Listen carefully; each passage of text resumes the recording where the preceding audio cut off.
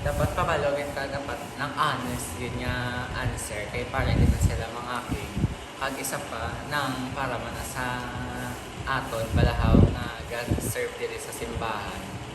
And what do you think, Danica? Ano ang nang-feel mo na ba lang yung presensya si Ginoo? May nakabulit mo si Ginoo? Si Mother Mary or si St. Joseph? Yes, sir. Na-feel ko gid yung process kay Hatag ni God. Because despite all the challenges nga gaabot sa life ko, every time mag-pray ko, ara gid siya para nga i-guide ko, i-help ko. Damo na ko naagyan, pero because of Him, because of His love para sa aton, na-help niya gid ko throughout all my time. Kagano naman ang ba yung kusing-kusubong, di ba, ng katalan kita? No. Now, nag-host na mga natuwa. Sa diin mo na nagalin, I think, sa simbahan man na. Probably, pwede man.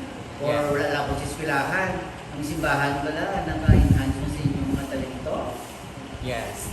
Kay chef nang ano man na nang sakon nga ano nang agi ko na doon nahadlok ko sa public speaking. Then sa eskwela do hindi ko sanay nga mag-host, mag-MC. Hindi ko na sanay.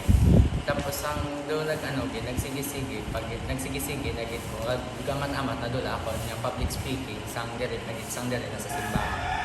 Ang daw ginang-improve yung ako nga confidence. Sige mo naman ba For me, sir, because I love public speaking, nag-help pagid nag-improve pagid ang ako na talent about that. Mas nag-help pagid sa ako nga kung paano ko siya i-deliver. O kung paano ko ma-make ang tanan pala nga maging happy man throughout my voice nga kung papagawa ko.